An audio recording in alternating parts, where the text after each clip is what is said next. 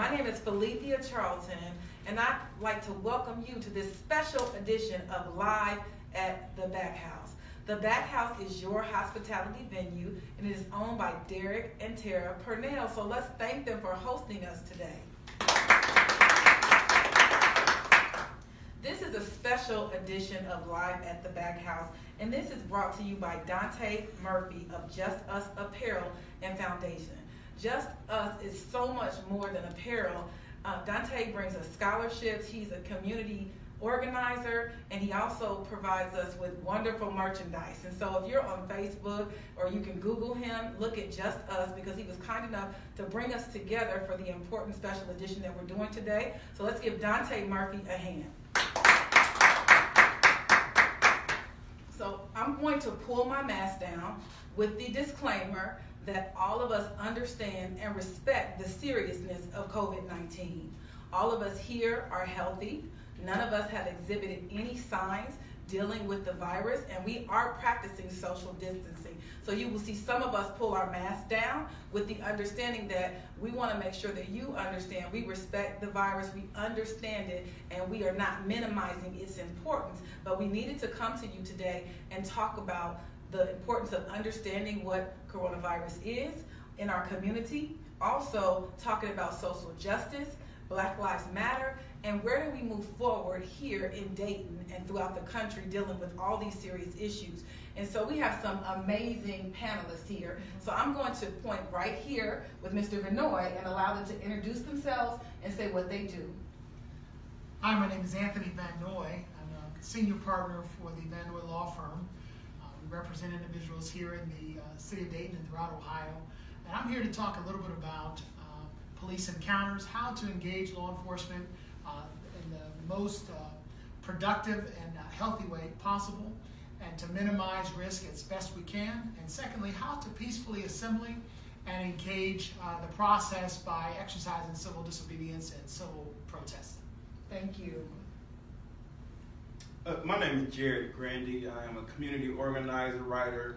I formerly resigned from the city of Dayton as the community police relations coordinator. And I'm here to talk to you guys about what we need to do to move forward, how do we bring about reform and justice, and who do we need to hold accountable to our demands. Good evening. I am Dr. Robyn. I am a nurse leader within our community, as well as a concerned citizen about, engaging in the topics that will be discussed tonight. All right. Thank you, Dr. Razor. We're just going to start with you. Let's talk about the coronavirus, COVID-19. As a doctor, you have your doctor and you're a nurse, so you're all that. So you're very educated and on the front lines. So can you talk about the impact and the seriousness of COVID-19 and the coronavirus in the African American community? Thank you. Mainly what's important to be shared this evening is the fact that the African American community is the hardest hit demographic as it relates to COVID-19. All age groups, our babies up to our elders. And working on the front line day after day, what I hear oftentimes is, I don't take it serious. I don't believe that the pandemic is as serious as it is. And I'm here to say to the community that it is real. COVID-19 is real, and it is impacting the African American community. So as we move forward discussing social justice, social reform, the ability to protest peacefully under the adage of Black Lives Matter, well, I'm telling you, taking COVID-19 seriously shows that Black lives do matter. Social distancing, wearing our mask, washing our hands. And if you don't understand it, ask questions. And so when we move forward with ensuring that our community is safe, it is ascribing to the restrictions that are required to help reduce COVID-19 in our community.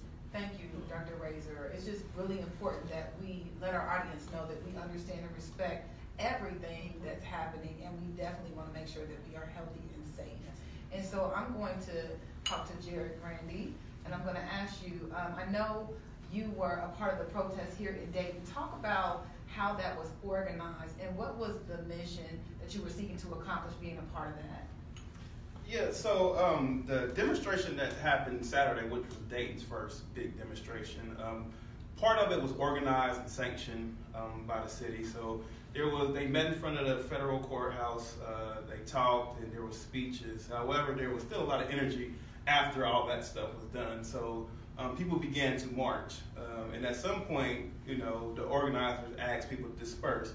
But there was still a lot of energy that needed to be exuded. So me and a few other people kind of just led the people on marches, just to take advantage of our First Amendment right to peacefully assemble and protest.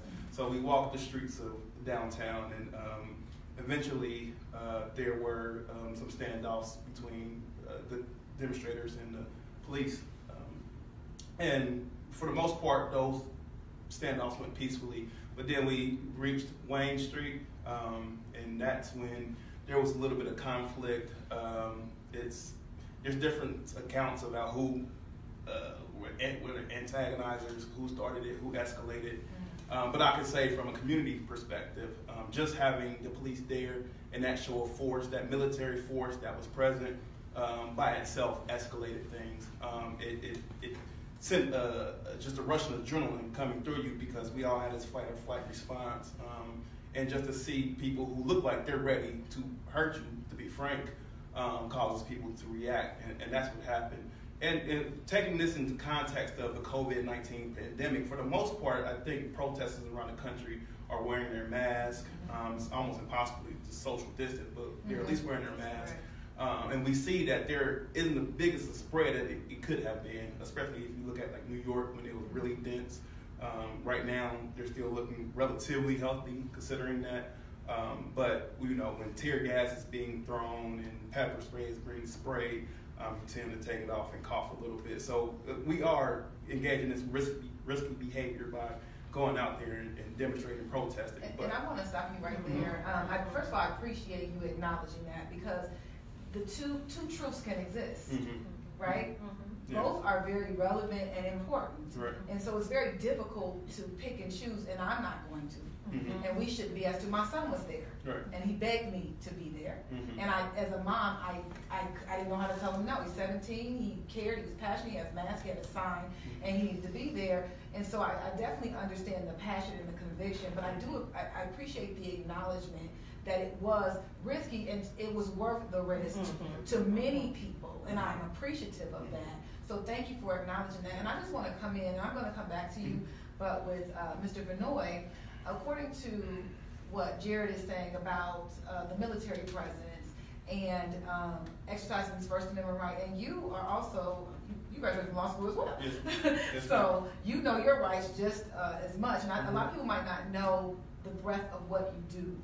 But since we have Mr. VanNoy here, in addition to adding you to the conversation, what would you say if he was not educated in law, and he said, I'm executing my First Amendment rights, they asked us to leave, we were still there, and then they started to make us disperse. What are your rights in that situation? And is it cut and dry? So, unfortunately, I'm going to give you a lawyer's answer. It's not cut and dry. Okay. And the reality is that we have rights. We have First Amendment rights. We have freedom of speech rights. We have these kinds of rights that are guaranteed by the Constitution. The reality, though, is that all speech is not appropriate under every circumstance. And so you can't yell fire in a crowded building. There are certain limitations on things. And so we always encourage people, when you want to protest or you want to raise your voice, sometimes you can reach out to city officials. You can apply for permits to assemble in a particular location. Notifying your sheriff's department, honestly, is a positive thing. You say, listen, we're going to have a group of people, we're going to protest at this particular location at this time period because we want to raise our voices and share our concerns about this particular thing.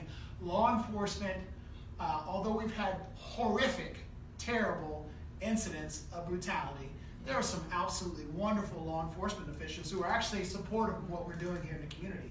And so reaching out to those folks so that they can go alongside us as we are protesting makes all the difference in the world. The second issue is when we are marching is fundamental to what we do. Absolutely. There are limitations, right? So when we stop traffic on a freeway, that causes issues, right? Because there's safety concerns for everyone involved. And so some of the things we want to do is, again, get buy-in from law enforcement, from local officials, government officials, get some buy-in so that we can peacefully do it in a way that's effective and limits the exposure. We cannot reduce all risk because there's going to be knuckleheads and anarchists and folks that want to fight on all sides. Yes. But there will be wonderful people who are expressing their heart and expressing their position that we can do it lawfully and have the maximum impact for change. So I appreciate that. That's really important because I know that there's a lot of living room battles going on with this. Like, have I done enough? Am I doing enough? Am I down enough? And so we just want to express, this panel is just to say that there's many different ways to do one thing. And so you are allowed to do that thing according to what you believe, but we want to help you be responsible and informed moving forward. And so Dr. Razor, with the protest, even though the news is reporting that there has been no impact in coronavirus, and people are still protesting, which is a good thing, do you have any comments or suggestions about being socially responsible? I know they talk to that, but in the profession of your healthcare field. I'd like to echo what both Mr. VanNoy and Mr. Grandy said. It's almost impossible to stay 6 feet away when we are marching together for a common cause. When we think about the pandemic, we don't want to be distracted or pulled away from our focus, which is to show collaboration as we march forward. So if we take into consideration what Mr. VanNoy said, we're doing it peacefully, wearing your mask. Let your signs talk. You know, wear your mask.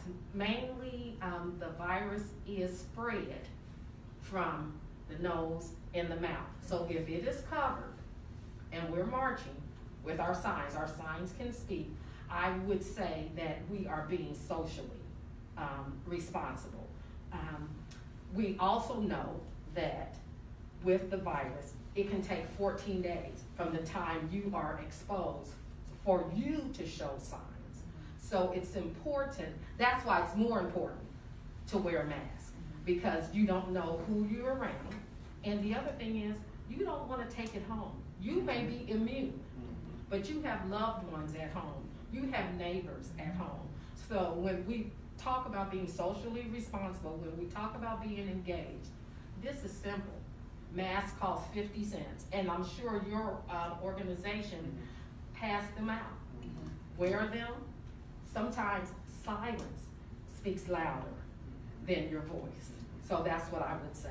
Thank you, Dr. Razor. And I'm going to ask Mr. VanNoy, with the issue of the mask, the legality of that, we've seen some extreme situations, not a lot that are reported, where people are, they don't, if you own a store or a business and you're saying mask required, like I was at Dorothy Lane Market, it said wear a mask. I saw 5 people going without one. I'm not the mask police, but I'm going to be responsible and wear mine. So what are your rights with that in terms of entering into these facilities and choosing to wear or not to wear if the facility is requiring one? Well, if a facility is requiring the use of a mask, then you have to comply with the facility. You can choose to go shop someplace else. You can choose to exercise your freedom to spend your dollars someplace else. And so we want to certainly comply. We have rules for certain reasons.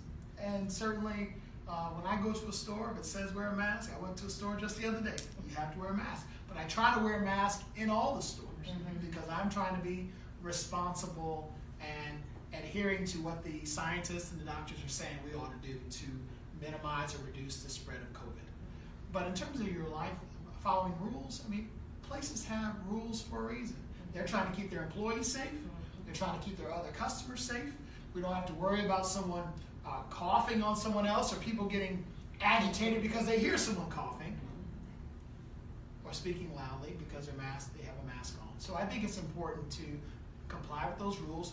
You have the right to shop someplace else. And if a store says you can't come in without a mask, you can't come in. They have the ability to refuse service to people based upon their following the rules that have been delineated by our health departments and our governments. Okay, thank you. Jared, I wanted to come back to you because I did want to make sure we included everybody in the conversation.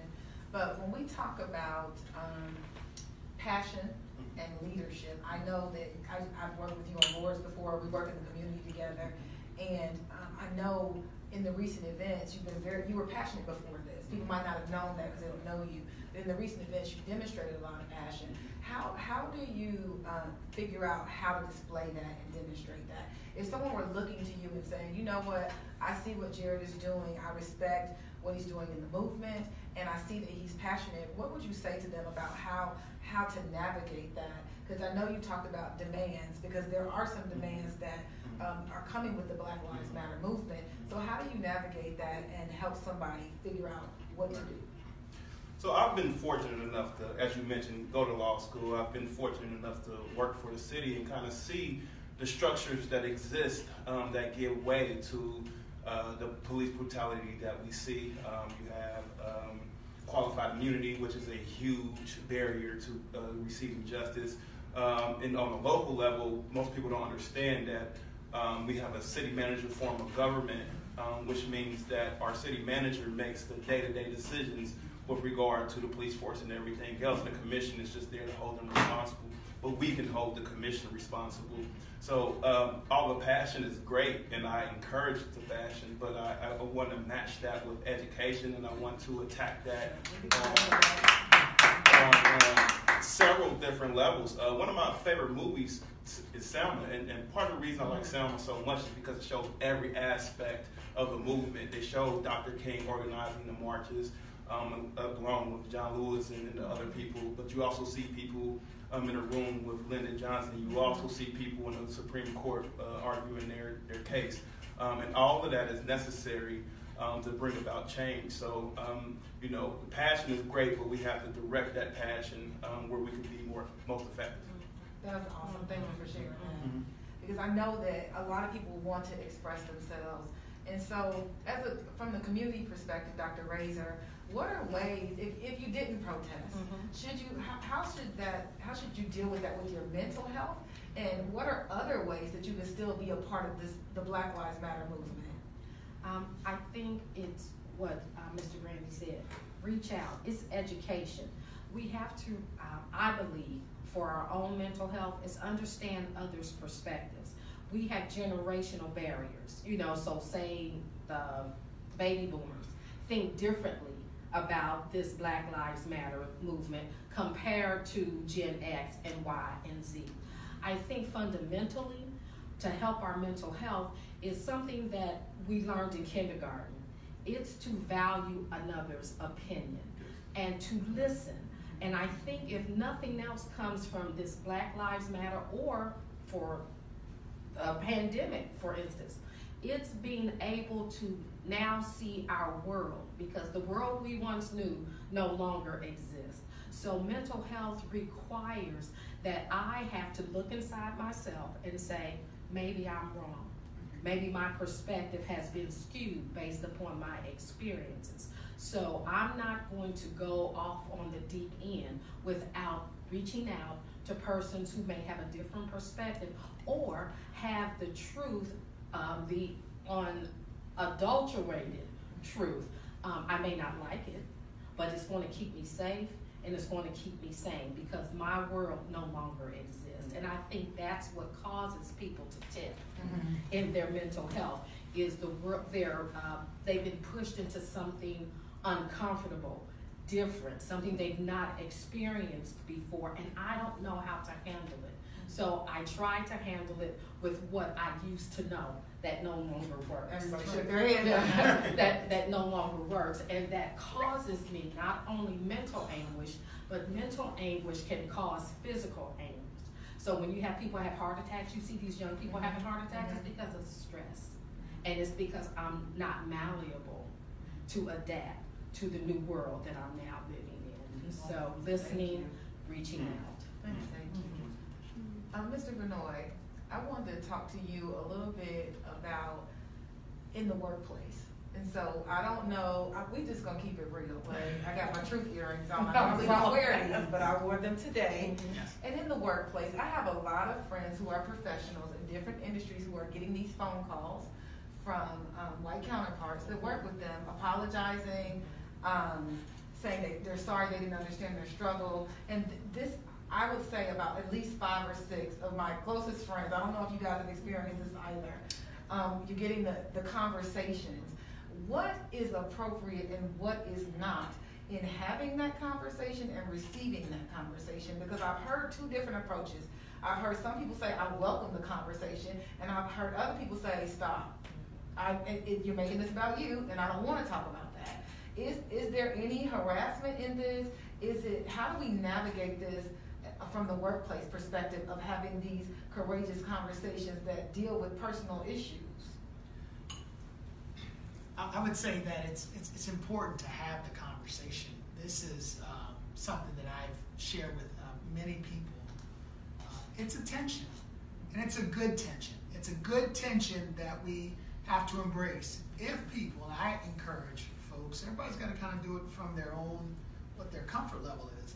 But I encourage the tension in that conversation. When people are asking or expressing a position, they're asking for guidance on what to do, it's an awesome opportunity for us to help educate people who don't know. I was sitting at a kitchen table probably within the last 4 weeks, and some good friends of mine who are not black or brown, and they asked me, what can we do? I said, you got to say something. When you see injustice, when you see something wrong, you've got to be willing to express that's wrong. And you have influence where I don't have influence. You have the ability to walk through doors which lead to rooms that I can't walk through. And if you walk through those doors and you express your discontent to the savagery and the horrific things that are happening to black and brown people, and why this society needs to change, you can effectuate change in those rooms, in those houses that I can't get to. So I encourage people to embrace those conversations. I encourage people to embrace being able to talk about what we go through on a daily basis and what we've gone through over the years. Finally, in the workplace, I would just say this. There are limitations at times, and if you feel that it is harassment, that someone's trying to just get it off their chest so that they can feel better about themselves, well, you don't have to accept that, certainly. The workplace is the workplace. I want to challenge each of us, even in the workplace. It may cause some tension for you, but it's an opportunity for you to speak truth and life to a very dead, dark situation. Live in the tension. That pressure is going to effectuate change. When we work out, it's because we're causing some pain. But we can press through, and as we begin to heal, we'll grow stronger. So I encourage you to live in the tension and face what the folks are saying and be able to respond to them in a way that's going to effectuate change. Go ahead. Yeah, if I could respond to that, I agree wholeheartedly with Mr. VanNoy. Those conversations are necessary, but at the same time, sometimes it could be a lot of labor on us as people who are already fighting this issue. So I put some of the labor on them. I get a lot of calls from white friends asking, saying, hey, Jared, like, I'm sick of this, what can I do? And again, as I said, you can educate yourself. And to pay respect to our ancestors who've been writing about this for years, I'm like, send them, hey, read some James Baldwin, right? Read Malcolm X's autobiography. Read up on this. Their current podcast, their current writers. Ta-Nehisi Coates is one of my favorite writers, contemporary writers. Read some Ta-Nehisi Coates. Read the Case for Reparations in Atlantic, right? These things kind of lay out our issues very clearly, very specifically, and if you're genuine about wanting to know better and wanting to do better, then you will do some of the work yourself. So I'll always encourage that. I can just say this to that point. That's an outstanding point. People need to read. Yes. The answers are in the books. Right. But I can tell you what one conversation led me the other day. I have a friend who works for Procter & Gamble, who's a mid-level to higher level manager. And he asked me that question.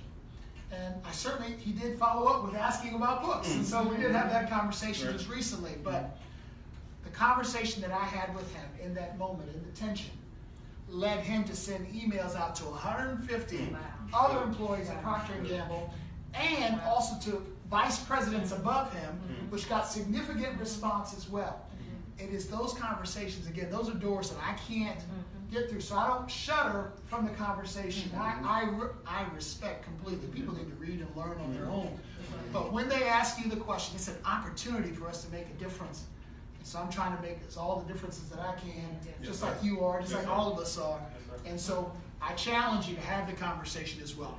Also send them to the books too. But tell them when they ask you. Thank you. And the other thing, when your friends ask,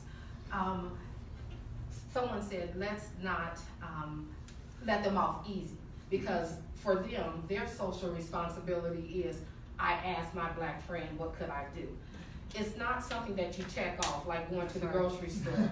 It is not going to change your experience, because they're coming from a different perspective. When you have those conversations, when you send them to the books, they need to understand that this change is something that's ongoing. It's a domino effect. You reading one book is not going to change your perspective.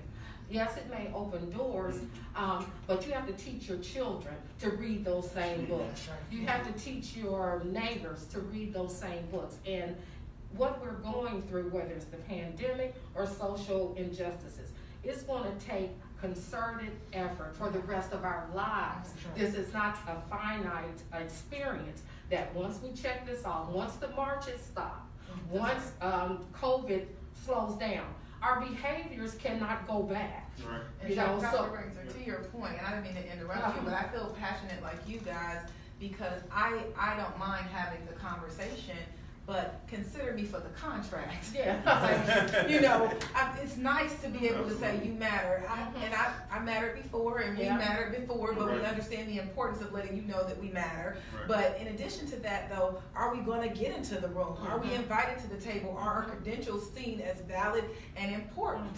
Because we have conversations like this, and then we talk about diversity, and we play with it. Right. We have fun with it, but I would like to see, like you guys said, the direct impact of just more people in the rooms, more of us being able to be considered as professionals, being able to be paid fair wages as professionals, and getting those contracts so that we can change generations, because that's where it is. Because I'm all about the opening. And when I say I love, I don't mean it facetiously. I love the fact I've never seen us in my own time, with my own eyes. I heard about it, but I've never seen this moment and this movement in this time.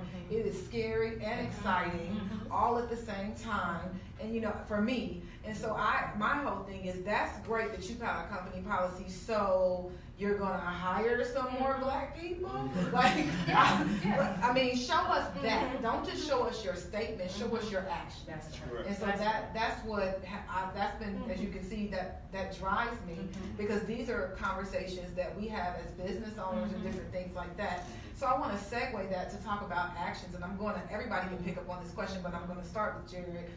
When we talk about actions and leadership in Dayton specifically, I know that you were with the city, and I don't want to get into any of the legalities or anything like that, but as a responsible citizen and a citizen who's educated, what are some steps, and you mentioned demands, what are those things? List those things for us and tell us how to move forward.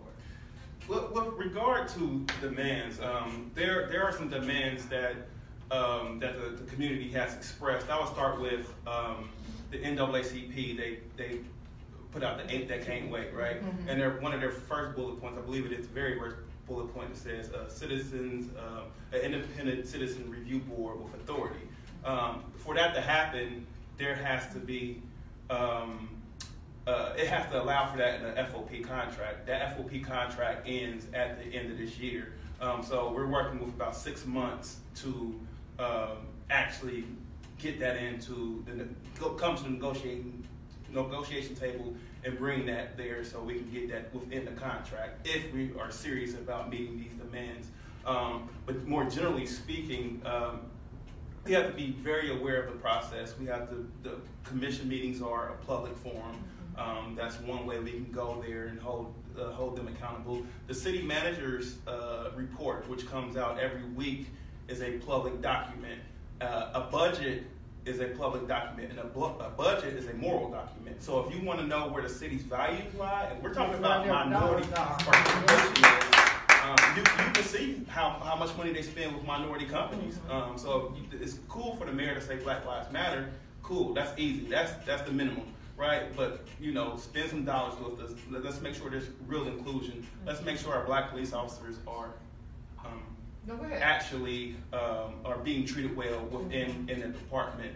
So there's many things that we can do to hold our city government accountable to the demands that we're having. I know a lot of this stuff seems national and big, but we can shrink a lot of it down and hold it accountable. And so with that being said, this conversation could go on forever. We're all passionate and we knew that the time would fly, but what I do want is I want to hear where's the hope, right? Because we have a lot of people who just get the news the way that they receive it. They don't have the resources, or sometimes lack the initiative to take the opportunity to figure out what's really going on. So there's a lot of people who are afraid, no matter what profession they're in. So each one of you, if you could just wrap us up and tell us, where do you see the hope in ending 2020 and dealing with COVID-19 and in dealing with the Black Lives Matter movement? And I'll just start with you, Dr. Razor, and with Mr. VanNoy. I see the hope in the fact that awareness has been increased. And you can't have effectual change until people realize that there's a problem. And so the marches are things that I believe right now people thought were going to be a one-weekend event and it was going to stop. Oh, we're going to let them have this weekend because they'll be over it. So I believe we have to be comfortable with small wins. So if we're marching, there's only 4 people, you march, okay? Or if you have a conversation at one of our beautiful Dayton libraries and only 1 person comes, you still show up, because I think right now we're going to have to go for the low-hanging fruit, and that is the awareness and showing that we are serious about it, and we have to make the effort. We can't expect someone always to hand us something. So I think small conversations within our communities. My thing I would like to do is to meet with Dr. Lolly, the superintendent of Dayton Public Schools, and develop a curriculum that talks about diversity in its realness, not just, and make it just as mandatory as that math, English, social studies, so that everybody, every child is exposed, because we die because of lack of knowledge, and we're responsible as leaders. If there's ignorance in our community, then we have to pick that up. So I think that's where we start. I think there's a lot of hope in the fact that racism has, reared its ugly head in a way that's undeniable. And it has caused people, every demographic, to show up and protest. And unfortunately, we have a president that doubles down on his racism every chance he gets. And for every action, there's an equal and opposite reaction. And I think that people are reacting to his ignorant rhetoric, to be frank. So I think up until November, we're going to continue to march. We're going to continue to protest and demonstrate. And when November comes, we're going to show up to those polls and get him out of here. But we're not going to let up just because we have a Democrat or whoever in office. We're going to continue to put pressure on the system for the reforms to make it happen. So I think there's hope in multiple levels, but I think that people are being confronted, even in faith communities, where they're confronted with racism that has been present within even those segregated Sunday mornings. And I think that people are now having conversations in places they would not have otherwise had those conversations. I think we know the saying that when people of goodwill don't say things when something's bad, basically they're fostering evil. But now those goodwill people are having those conversations, and I have hope because people are having their talks and they're really meaning it.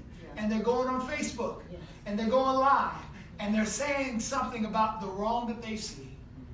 And it's not just black people doing it. Because even with Dr. King's Day, it wasn't just black folks that did it. There was other folks arm in arm that were standing up. And I'm seeing across the country, professionals, non-professionals, blue collar, white collar, everybody getting involved in this. And if we all get into this thing together, we can make a difference. And together we're going to make a difference. We are going to do it. That's why I have hope. Thank you, guys. That has been absolutely phenomenal. So thank you for joining us. A lot of things were said, and we'll put some of those things in the comments to help you guys navigate. But this has been an amazing special session. I want to thank JUSTUS, Dante Murphy, for sponsoring the I want to thank Tara and Derek Purnell for opening up the Backhouse to us. And lastly, I want to thank the amazing, dynamic panelists. Thank you for being here this evening. And you heard it here, there is hope. And I have to say it the way Kendrick Lamar said it, we're going to be all right. Yeah. Good night.